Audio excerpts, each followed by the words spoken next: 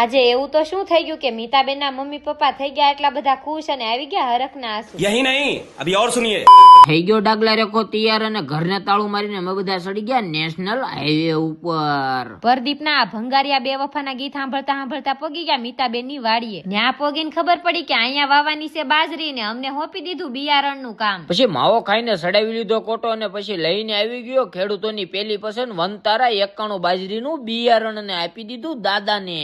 અને બા આ ખાવામાં હારી છે, પવનની પડતી નથી, ઉતારામાં હારી છે, વધુ ફૂંટ આવે છે, વધુ રાડા આવે છે અને આમાં ડુંડાઈ વધારે આવે છે. અરે દાદા દાણા એવા આવશે ને કે વજન કાંટો પણ તૂટી જશે અને તમારા માલઢોર માટે તમને છે ને ઘાસ સારો પણ સારો એવો મળી જાય છે. અને આના દાણા છે એકદમ ચમકદાર અને ભરાવદાર, એટલે તો છે આ ખાવા માટે સૌથી બેસ્ટ બાજરી. આ વાત સાંભળીને બાજુવાળા જેકા દાદા આવીને પૂછે કે આ બાજરી મારી જમીનમાં થાય છે? અરે દાદા આ બાજરી કોઈ પણ જેવી કે ખારી મોળી શીકણી માટી હોય, પાણી ગમે તેવું ખારું મોડું હોય તો પણ વનતારા 91 બાજરી થાય ને થાય. અરે બટા પણ આ બાજરી લાવવાની ક્યાંથી? અરે જેકા દાદા તમારે મંગાવ્યું હોય ને તો તમારા નજીકના કોઈ પણ એગ્રો માંથી મળી જશે અને વધુ માહિતી જોતી હોય ને તો નીચે નંબર આપેલો જ છે તો મંગાવી જ લેજો અને બાજરી વાવી દો.